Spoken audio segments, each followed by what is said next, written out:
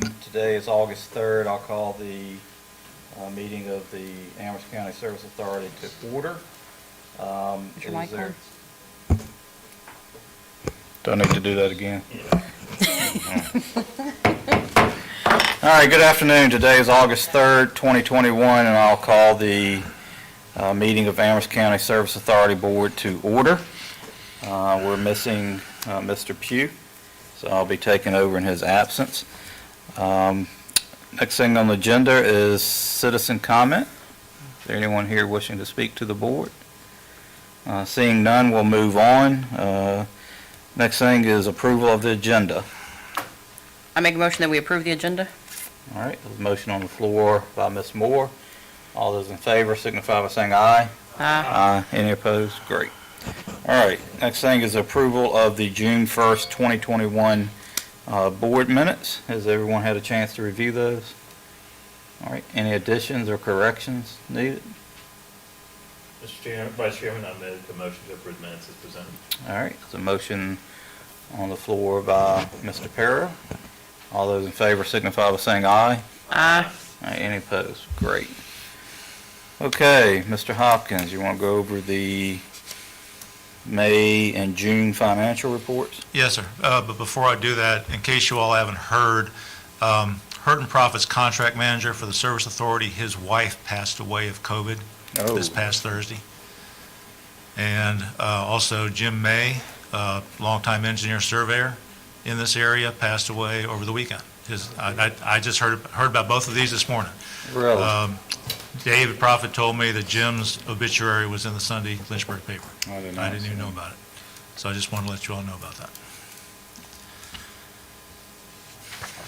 Who was it from Hurt Profits?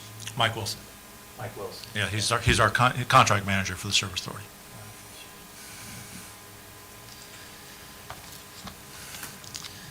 All right, May financial report. Of course, we're doing two reports because the last month, the July meeting was canceled. For the month of May, looking at water, sales were up almost 190,000 or over 16% through the same period of the year compared to 2020. Total revenues were up almost $450,000 or better than 34%. Now that includes the last reimbursement from Vdot for the Woodies Lake project. But even if you take that out, we're over 180,000 ahead, almost 14% ahead in sales, in revenues compared to 2020. Connections through May, we're not doing as well. We're down a little bit in revenue, though the number of connections is about right compared to 2020. Wastewater sales are up close to 15,000, well over 4% compared to 2020. Revenues are actually down a little bit, but if you look at the actual report on the first page, at the bottom of the year-to-date 2020 section for wastewater, you'll see an entry of $13,657.20. That wasn't really revenue. That was the Service Authority overpaid the contractor Prism for the sanitary sewer rehab project they were doing in Old Town last year. So that's nothing but a reimbursement. If you take that out, because it's not really revenue, then total revenues for this year are almost 13,000 or better than 3.6% ahead of 2020. Again, connections for wastewater are not doing that well. Overall, water and wastewater together, sales are over 200,000 better than 2020. Revenues, even without the Vdot reimbursement, are almost 180,000 or almost 11% better than 2020. So we're still doing pretty well. We're still slowing down a little bit from the first of the year, but we're still doing really well. We also got another payoff on the state debt set-off program on our bad debts, so over $1,100 in the month of May. And that's all I've got on. Oh, I'm sorry. If you go to the two charts, the first chart is the monthly revenue. And if you look for the month of May, you can see we had a real good month, but again, a lot of that is the Vdot reimbursement. And the next chart, if you look at the next chart, that's the cumulative for the year. You can see we're about almost $300,000 better than I projected at the beginning of the year. And that's all I've got, unless you all have any questions. All right, board, is there any questions on the May financials? All right, you want to move on to June, Mr. Hopkins? Okay. For June, we actually had a better month. Sales were almost $200,000 better than, through June, $200,000 better than 2020. Revenues up closer to $500,000 better, over 30% better than 2020.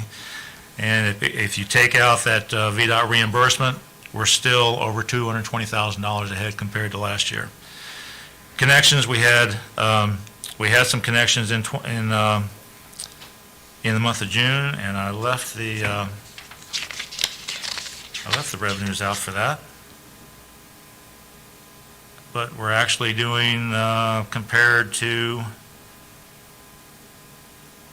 2020, we are about $20,000 ahead because of a bunch of connections we had in June. Wastewater, we're almost $20,000 ahead in sales, almost 4.7%. Total revenues, even without that, the PRISM reimbursement, we're almost $50,000 ahead, or that's almost 12% better than 2020. Water and wastewater together, sales were almost $220,000, almost 12% better than 2020, and revenues close to $260,000, over almost 12.5% better than 2020. And we did get another state debt set-off program of payment of almost $1,000. So far this year, just in the last 3 months, we've collected over $11,200 from that program. These, again, is all bad debts from people who have left owing us money. And but we turned all that stuff over to the state, and the state found it somewhere and have sent it back to us. If you look at the accounts receivable monthly chart, you see that we are, the actual amount is, I projected it pretty well. We're only $1,305 off of what I projected.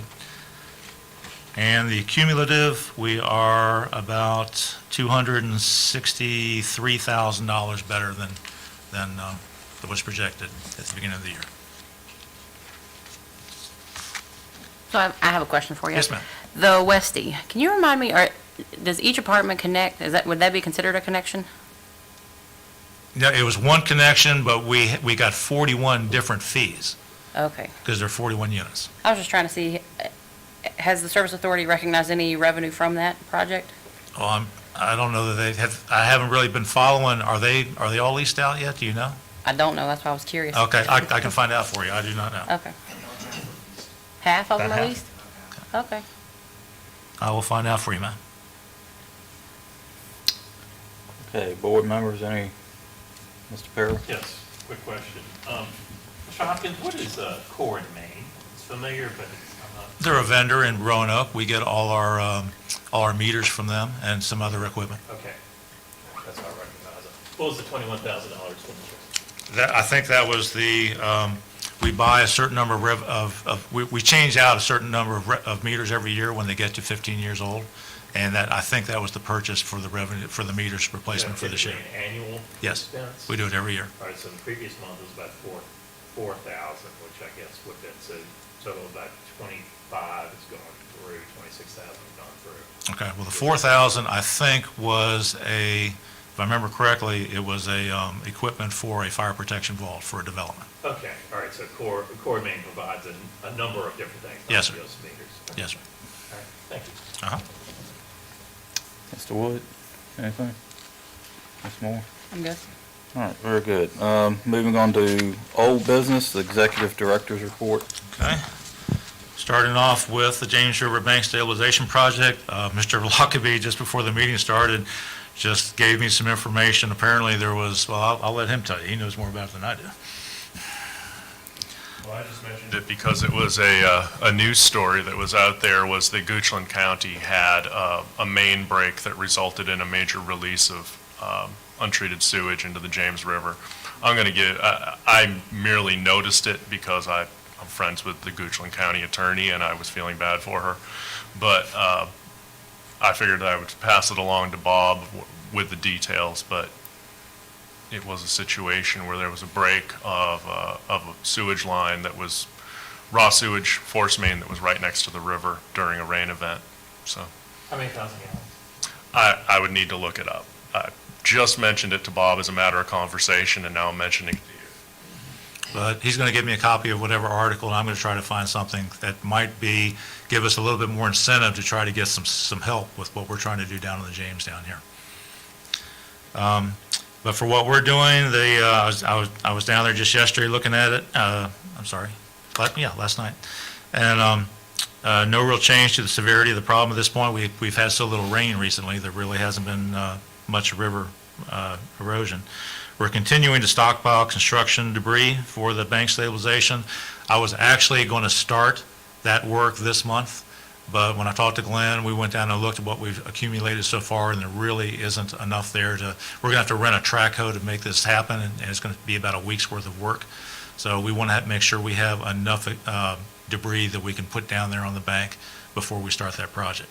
I went to Vdot about the Colony Road project, because if you recall, I'm planning on taking up about 1,200 feet of sidewalk and putting the new water main underneath the sidewalk, then repouring the sidewalk and using all that removed sidewalk down to the river. I was hoping that the Vdot would give us an early, maybe a demolition permit so we could start that work, and they wouldn't do it. So I'm trying, but they now have those plans, so hopefully we'll be able to start that work sometime soon. And with the information that Mr. Lockaby just gave us, I'm going to go back to Ben Klein's office and see if that doesn't give a little bit more incentive to get him to give us an earmark of some funding for this project. I have not been able to get much out of him and his staff so far, but I'm going to go back to him with this information. So thank you. That should be a big help. Number two, the various projects we're working on, nothing happening much yet right now on Woodview or the American Legion Hall sewer. The VC Mobile Home Park, I've been working with Delegate Walker's office and the State Department of Behavioral Health and Development Services for that $250,000 that Delegate Walker got us for the Colony Road waterline extension. I had heard from DBHDS a few weeks ago that they called me and told me that they are going to manage the project, they are going to execute all the contracts, they are going to draft all the contracts, and they're going to pay all the bills. And I had a bit of an objection to that. So, and this guy was our assistant director's old boss. And so I was talking to Ron and said, that's not going to work. We can't do it that way. We're going to have too many cooks stirring the pot, and it's going to be a big mess. So I got a conference call with him and his boss, Michelle Cook, I think, or something like that. And we worked it all out that we're instead going to do it exactly like we did the Vdot project last year. ACSA is going to do all the work. We're going to buy all the materials, and then we're going to send invoices to DBHDS, and they will pay the invoice. They reimburse us for what we spent. And everybody seemed like that was going to be the way to do it. So we got all that worked out. The plans for the water main extension on Colony Road have been submitted to VDOT for review.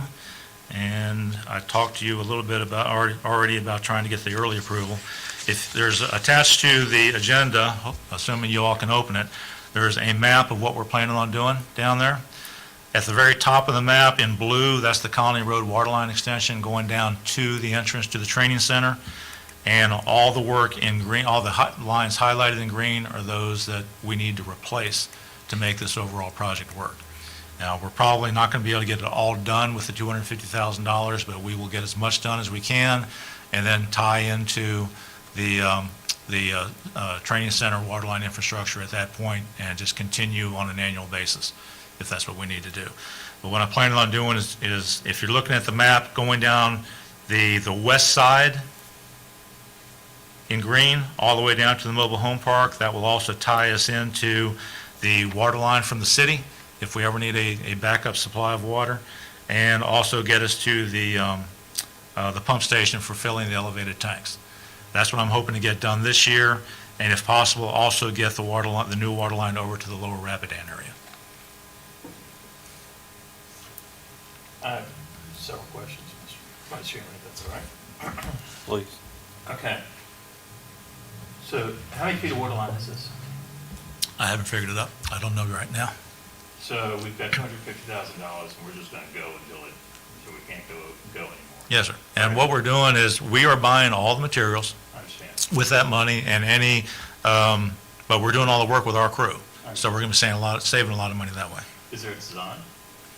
Not yet. I'm talking to Hurd and Prod. The first thing we need to do is get the whole area surveyed where the existing water main is, and I'm waiting for a proposal from Mike Wilson. He just hasn't had a chance to get to it for obvious reasons. All right, so looking at this, you've got it. Maybe the language in the bill changed a little bit, but this looks to me like a water replacement project for the CBTC, which I thought it was water service to VC Mobile Home Park. Well, this is the only way to get the water service to VC Mobile Home Park. I got two loops in here, so, I mean, obviously there's two ways to get to the service, and you're using the tanks. Or you're trying to make use of the tanks again. Well, what I'm hoping to do is, the VC Mobile Home Park was not the sole purpose of this. There were actually two other purposes. Number one was to initiate the redevelopment of the CVTC campus by getting a new backbone of a new water system in there that could be built off of. And the other was to tie into the city water line to put us in a position where we would have an interconnection with the city water line and be able to modify our system later on so that if we ever lose our water plant, we can rely on the city, hopefully, to supply us water in Madison Heights. Makes a lot of sense. The most economical way that I see to do that would be to go from the blue line and just stay on the western route, and as straight as possible to the city connection and then down to the mobile home park. And that's where that's phase one. That's the next phase after we do the Colony Road. But it looks like we're following the existing roads there. Yes, And sir. I don't know what the plan is for CBTC. At this point, I don't think anybody knows exactly what the plan is. No. But is it an appropriate assumption that those roads are in the permanent location and that those buildings are all going to be reused and repurposed? I don't think the buildings are ever going to be reused. Whether the roads are going to remain in place, I have no idea. So one of the things that Why are we doing a pipeline to replace water lines that we don't even know are going to be used? because we've got to get water service down to this mobile home park. Right. And we have no, the lines there are 60 to 70 years old. There's already problems with them. Yeah. So you were on the western route, you cut and capped the rest of it and band it in place. Well, we've also, $250,000 anyway, right there. well, we've also got to get, That's going to be, Right. 30,000 on top of that. okay, well, we've got to get water to Lower Rapidan also. And my thought was we go ahead and, those are the two areas that we need to do as soon as possible. The rest of it from Lower Rapidan back to the pumps to the tanks is future to be able to use the tanks. I mean, I'm not talking about doing that anytime soon. That's just something I would like to do sometime. So Lower Rapidan has existing water service now, it's inadequate? It's just old lines. Same as the ones going down the mobile home park. I would just encourage that this be coordinated as closely as possible with whatever the future planning is, so that we can make the most efficient use of the dollars and make sure that we try to only do an install one time. Oh, yes, sir. That's what I'm planning. I'm already, I mentioned Mr. Davia, the guy that I was, who was supposed to be as far as DVHDS was concerned, was going to be the project manager, about talking, some of the roads on the campus are already in the Vdot road system, and others are to be taken into the Vdot road system, and I've told him one of the things we need to coordinate is getting down with Vdot and see what is going to be done with the campus road system. And, of course, we don't want to be putting water lines in if the roads are going to be moved. Right. But until we've had a chance to, we're still in planning stages for this. This is just initial planning. I would recommend just doing the red line and just knocking it down. It cuts the corner, saves dollars. And you won't have to redo anything. I'll send you a copy of this. And by the way, I think that's probably $250,000 worth of work. Maybe not if you're doing it yourself. Okay. But, that's what I thought the scope of the project was going to be. Okay, I'll take a look at it when I How far are get you coming down Colony Road? Oh, is the tie-in in the blue or the tie-in further north? it. No, it's further north. Okay. Okay, thank you. Yes, sir. So, Mr. Perro, were you suggesting just to basically not do that loop around to the west, just go straight through? Loops are great in water line practices, it's excellent, but No, I'm saying, are you saying just instead of following the road around to cut it straight? cut across. Yeah, cut yeah. across. Okay, that makes sense. Just to minimize the amount of pipe that you're putting in the ground without knowing what the end Yeah. game is. Well, if I remember correctly, one of the buildings in this area that this loop is going to is a rather critical building for the training center. It's got to do with their HVA systems, including what serves, For another year, I'm sorry? for another year, right? Well, no, the Lower Rapidan is not going to close. I thought you just pointed to the left-hand side. We are. This loop right here actually there's a building down here with chillers and boilers in it, which actually provides steam and air conditioning for the entire campus, including, I think, Lower Rapidan. But no, we're not doing this summer. I'll be coming back with updates before we ever start any of the work. What I'm hoping to do this summer is just the Colony Road water line extension. That's, okay. Colony Road water line extension makes a lot of sense. Yes. Thank you. Anything else on that? All right. What else you have on that, Mr. Hoskins? Let's see. The Grand Creek Reservoir Dam project has been submitted to the state for review and approval. The Westvale Core Sanitary Sewer Extension, the developer has, we've signed and recorded the agreement, and he's paid the $11,400 in the partial tap fees. So Ardent Profit is starting the design work for the sewer extension. Under the Business Friendly Initiative, did you want to talk at all, Mr. Martin, about your email? I was just going to bring that up in matters from the board. Okay. I'm expecting Davenport to be at next month's meeting for their pro forma presentation. The priority 1B, we're with the approval by the supervisors of resolution 2021-0003. I'm going to go ahead and remove this. We're done with the publicizing the methods of calculating the fees in the code. I had talked to you all last month, or 2 months ago, that the assistant director is working on the new ACSA website. Under priority 3, the policy regarding the service authority extensions of public utility lines, I'm planning a county code ordinance edit to be included in the ordinance for the 2022 rates and fees adjustments.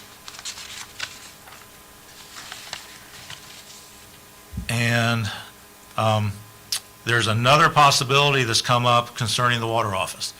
I was talking with Mr. Hall about our disaster relief plan a few weeks ago, about a month or so ago now, and I had mentioned that what I'd like to do is have an annex somewhere, so if you ever lose the water office, we have somewhere to go where we can just have the previous night's information downloaded into the computers, and we can start work from there. And he mentioned using one of the buildings at the training center. And I don't know why I hadn't thought about it before, but that just kicked off the idea in my head. Why don't we move the water office to the training center? The Lower Rapidan area, the state just put $37 million into those 5 buildings. It's relatively close. It's going to be right in the middle of the redevelopment area that's coming up in the relatively near future.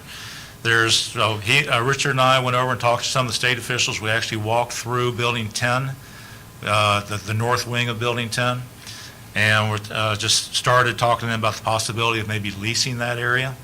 And I wanted to see if you all had any interest in going over to take a look at it. And I talked to the county administrator about the possibility. I've heard from several different department heads up here that they are running out of room. They need to grow. And I was thinking about the possibility of establishing in Madison Heights, which is the most populous area and the commercial hub of the county, a county government annex building. just the county take over one building down there, maybe the same building, and whenever an agency needs to get bigger, establish a separate office down there for them. You know, if you look at community development, where are Nate Young and all his inspectors? They're spending 99% of their time in Madison Heights.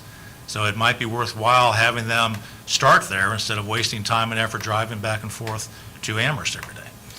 So I do have some slides if you wanted to see them of what the building looks like. I can show them to you, or we can talk about it another time. But I just wanted to bring that to your attention as something that I'm looking at. Board, what's your pleasure?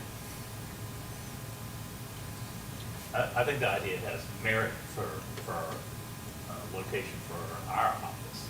I'm not gonna comment on as far as what the county should do, but I think it does have merit. One of the tenets that I've heard is good use promotes good use, in a sense. So if you've got citizens coming to hopefully a convenient location to make payments or do business with the authority, that's just going to promote more quality use of that area. That's what I figured. But again, I want to make sure that we're aligned with the master plan, however it comes out. But I think that idea has merit. Okay. One of the good things about the building, one of the building corners actually butts right up to the, there's a circular drive that goes all the way around the building, and the exterior face of the building goes right up to the the pavement, and we could very easily put in a drive-through window there. But if you ever all want to see the slides, I can send them to you, or whatever, just let me know. Or if you would like, I can schedule a tour if you all would like to see it. It's worth taking a look at. I agree. Do you want to see the slides now, take a tour? How do you want to do it? Probably better to just Go look at it in person. Okay, fair enough. I'll talk to the state, get something set up, and schedule with all of y'all. All right. Can you include Mr. Rogers in that, please? Sure. Okay. And another thing that's coming up, I got an email the other day that the State Department of Social Services is also looking at customer arrears balances regarding utilities, and they are looking so there is a possibility of more money being available, and we've already submitted the survey. We've got we could use about $50,000 right now. We've got about 50 customers that are 2 months or more in arrearages to a total of about $50,000. So I'm hoping to get at least that much. And there's also a program I heard about the other day that the governor is coming out with infrastructure money for water and sewer. Unfortunately, it looks like what he's planning on using it for is not going to benefit us. It's mainly going to go to Richmond, Lynchburg, and I think Hampton Roads, and to utilities that are really cash-strapped. I don't think it's going to benefit us much at all, but I will continue to follow that. Oh, and the last thing is the governor's emergency ended on June 30th. We have a required 60-day grace period before we can initiate late fees and service cutoffs for unpaid balances. The deadline that the day we can start doing that is August 29th, and unless you all have an objection, that's what I'm planning. I've already sent out 2 notices to customers, mailed them out saying this is what we're planning on doing. Look at your bills, come in, get on an installment payment plan, do whatever you need to do, but we've got to collect this money. So that's what I'm planning, unless you all have any objections. Mr. Hopkins, in light of what you and Mr. Lockerbie were talking about, was it Louisa? Goochland, I'm sorry. Part of the reason a lot of that funding you were talking about was going to Lynchburg and Richmond was combined sewer overflows, right? Keeping raw sewage Right. out of the James. Yep. And we've got a situation where we've got a line that's being encroached upon by the James River, right? Not sure if it's at least worth trying to have a conversation with someone about that. I'll certainly do that. I hadn't thought about that. From the email, it looked like the governor has already established where the money is going, but it certainly wouldn't hurt to ask. I think Mrs. McBride has more to add. Who? Stacy. Oh, Miss McBride, I'm sorry. Yeah.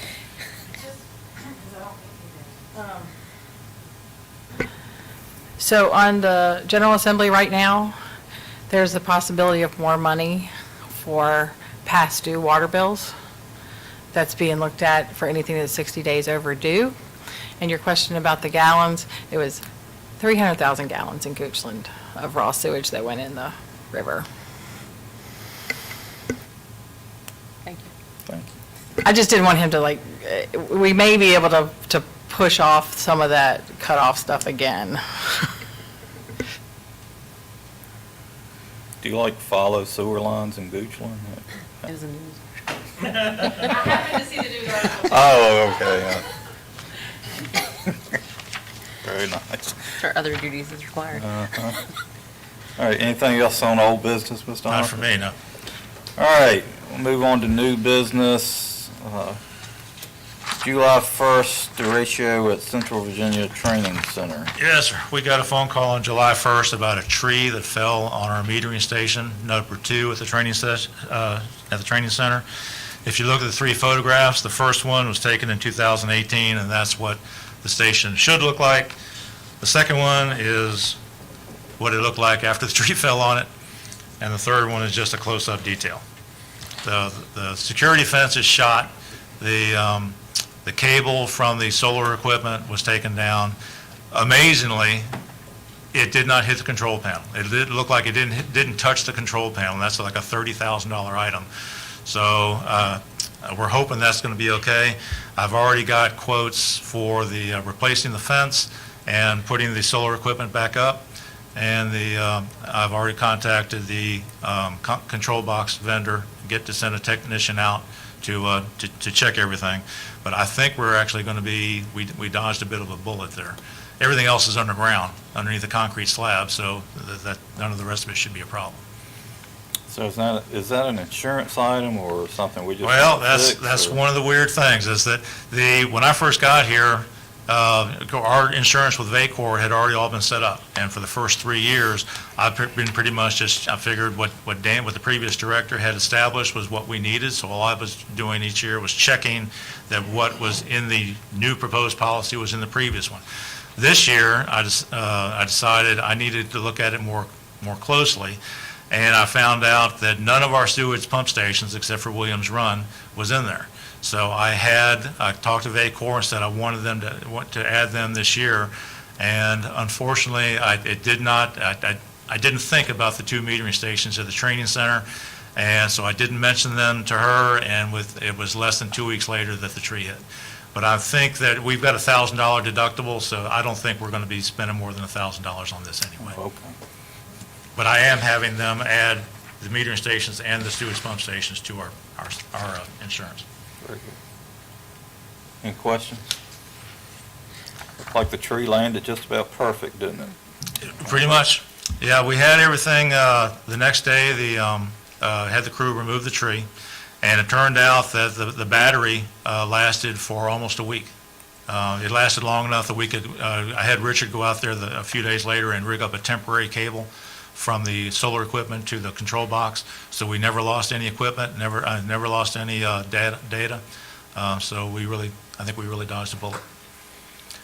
Okay, next thing is the Central Virginia Training Center Water and Sanitary Sewer. Is this a different discussion than what we just had? That's part of it, is we've been talking about for a long time, and long before I got here. I mean, Dan French used to tell me that he was always talking to the board about making sure the board never accepts into the service authority system the training center water and sewer infrastructure, because it is so old and in such poor condition.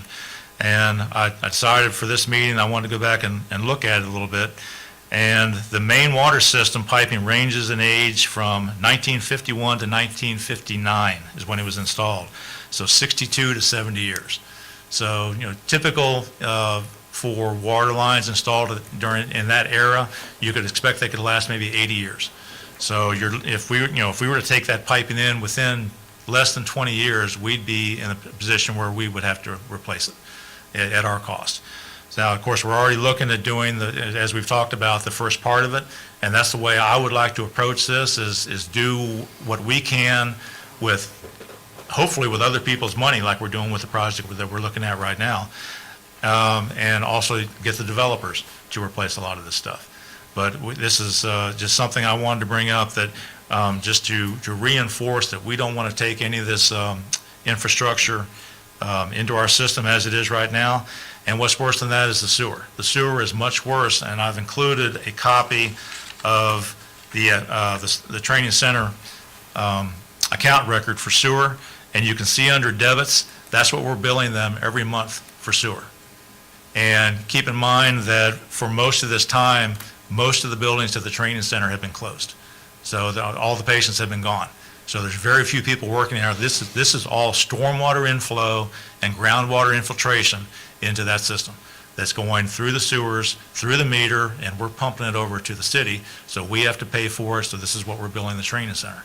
But if we were ever to take this over from the state, this is what we would be responsible for. We'd be paying all these bills. So I just we've been talking about it for so long that I wanted to give you some kind of data, some kind of documentation as to why we're talking about this. Unless you have any questions, that's all I had. Mr. Woods, Mr. Perry? How about the tanks? What's the condition of the tanks? They're recently repainted, but. The training center tanks? I haven't had them inspected. They're not our tanks, so I don't really know. But I can certainly have that looked into. No, I just was asking for your opinion.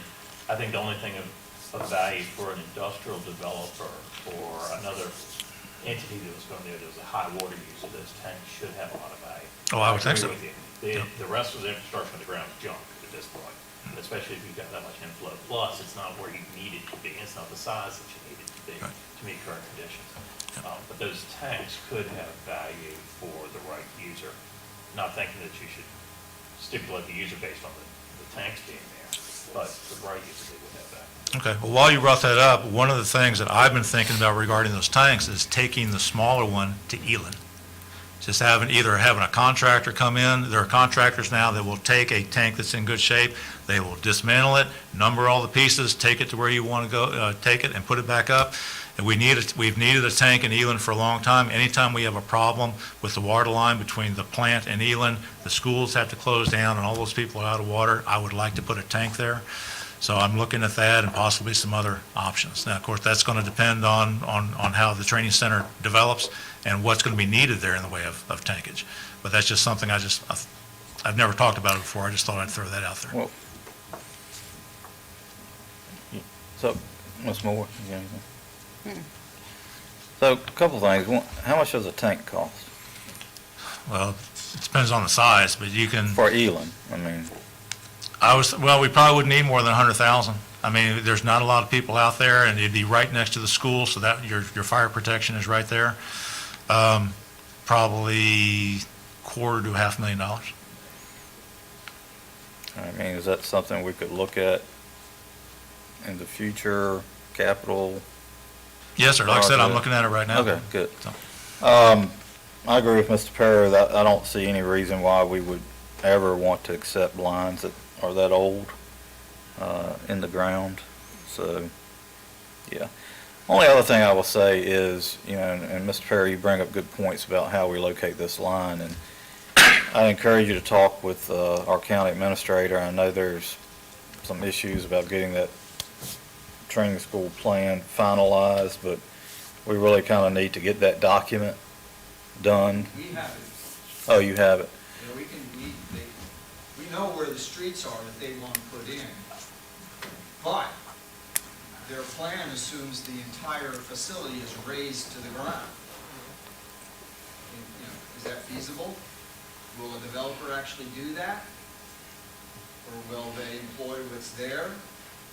Our designer thinks that there's nothing there of value and that it would be raised.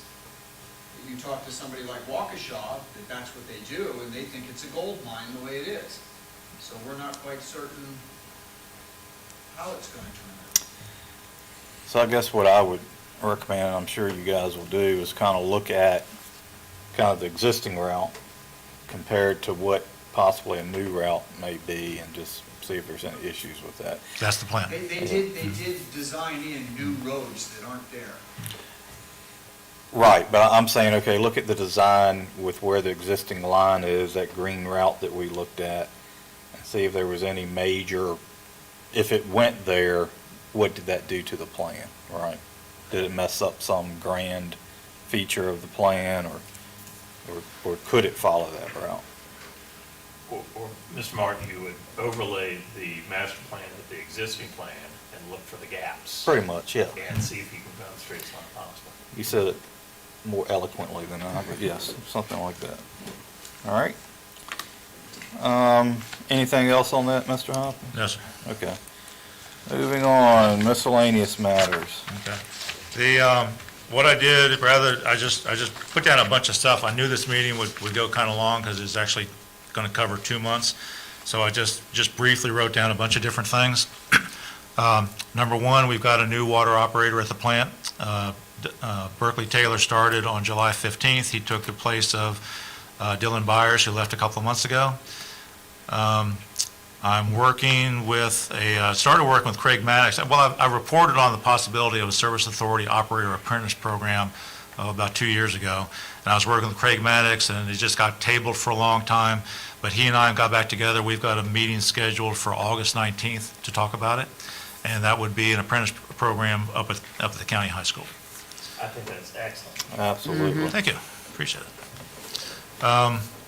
What we're planning on doing, we're looking at using a program based on one that the Virginia Rural Water Association has put together, but I'm also looking at various programs for other utilities, and I'll let you know where that goes. The River Edge Trail non-interference agreement has been signed and executed, and my understanding is the contractor is authorized to go back to work. Service Authority is now a member of the Virginia Municipal Drinking Water Association. I reported a couple months ago about the third amendment for the price to store water tank cell tower lease agreement, that we were apparently done, and you all gave me authorization to sign it. I sent it off to New Singular to get them to execute it and send it back, and when they sent it back, they changed it.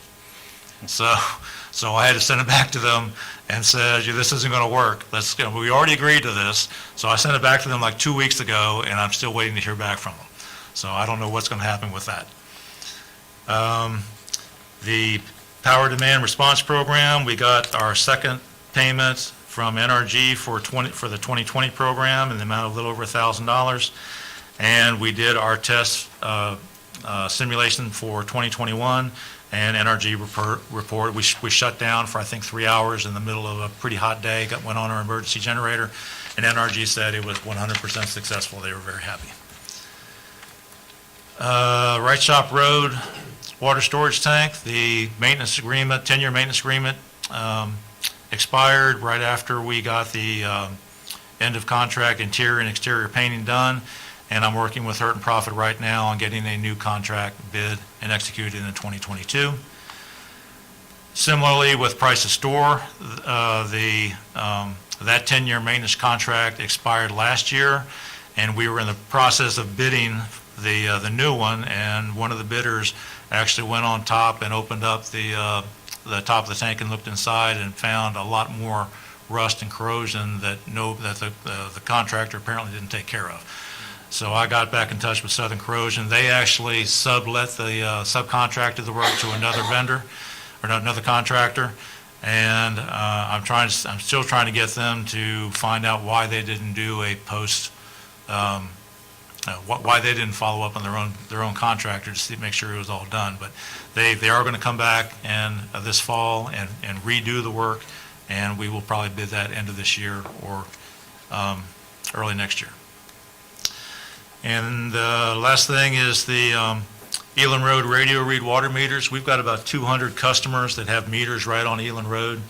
And anytime our meter reader is out there, he's taking his life in his hands when he pulls off to the side of the road to read these meters.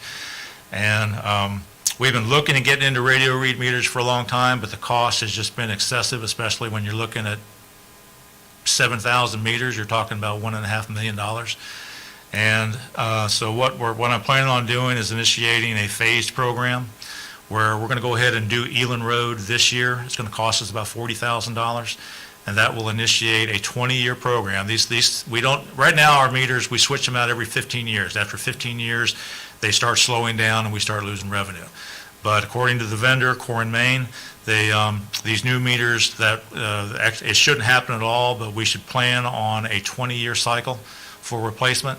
So I figure if we can go through and spend about $50,000 a year and just do different areas of the plant, of the water system in 20 years, we'll have everything done. We'll have them all replaced. And at that point, we start replacing them. And so it's just going to be a cyclical 20-year program. So we're slowly getting into the more recent technology.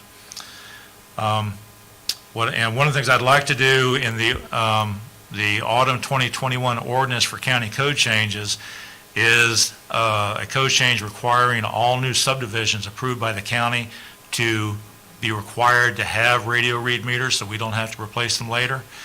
And that would require us, well, I'll be requesting that we increase the $1,500 water connection fee to $1,700 for those developments to cover it's $200 a meter to go from a regular meter to a radio read.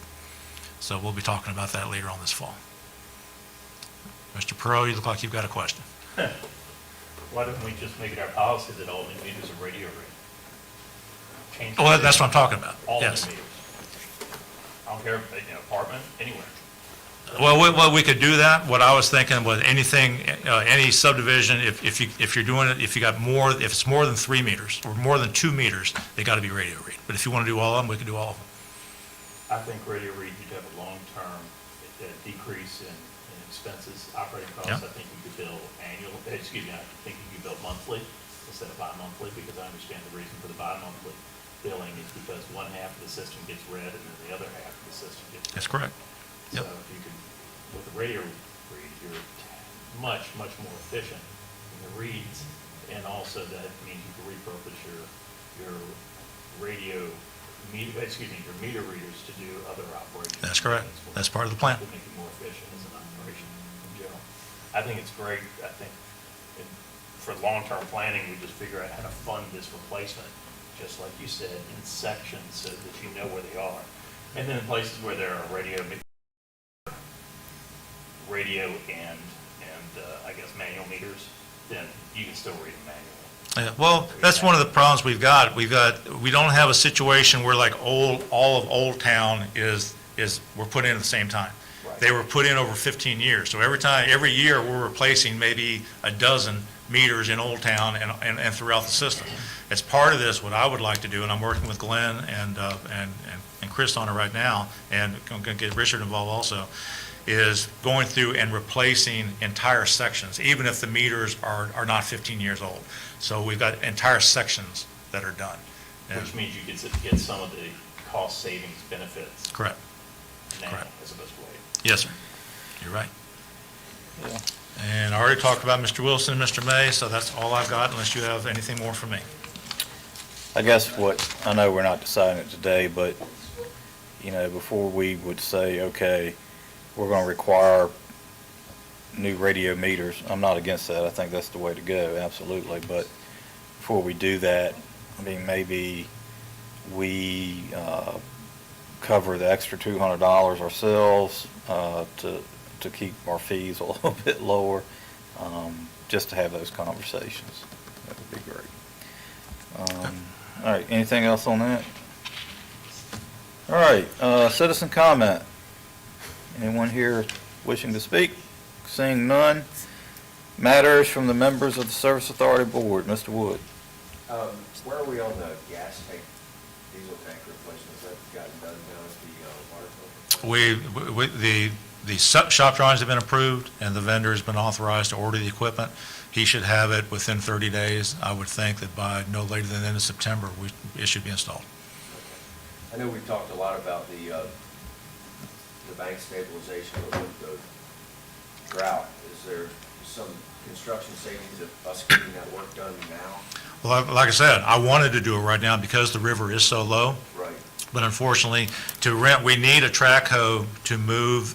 Our backhoes are not big enough to move the construction debris that we have. We need to rent a track hoe. They only rent by a week. If we don't have enough material down there right now for a week's worth of work. Sure. Based on the material that I saw, it looked like 4x4 chunks of sidewalk. For the No, most part. there's some much bigger pieces down there. Okay. Is there any problem with us reusing that material in the river?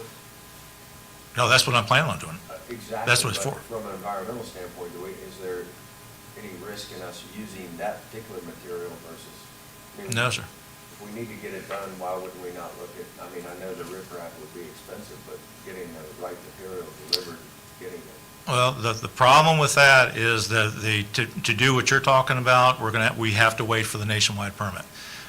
From talking with Hurt and Profit about a month ago, I got more information from them, and we can actually do what I'm planning on doing right now. You can, without a permit, if I remember what he quoted, we can put in 27 cubic yards, or is it maybe it's 27 cubic feet, of material for every running foot of bank. It must be it's cubic feet, because we can put in, for every foot of bank, I can put in something 1 foot deep and 27 feet long without a permit. And so we can do that with the concrete that we've got down there.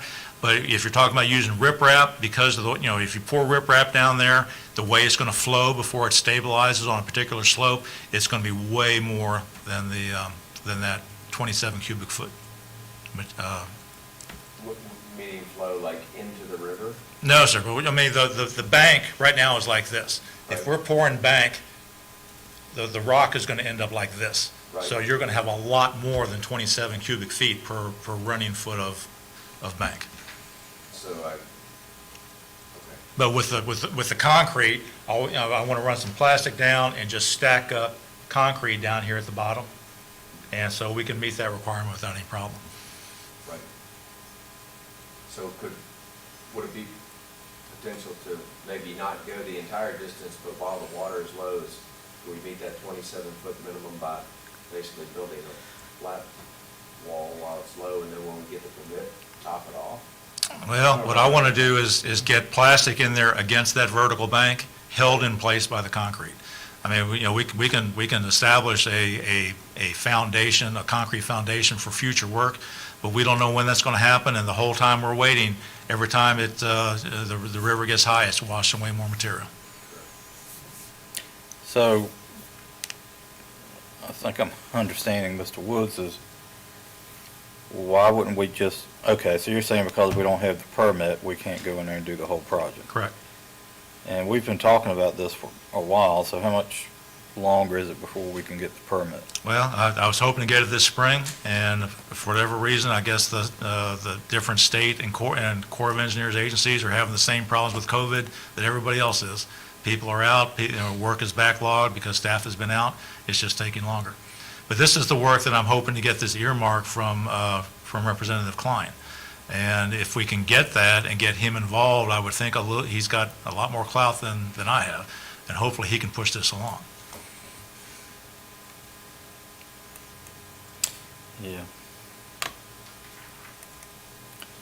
Anything else? Only other note is I will not be here next month. Okay.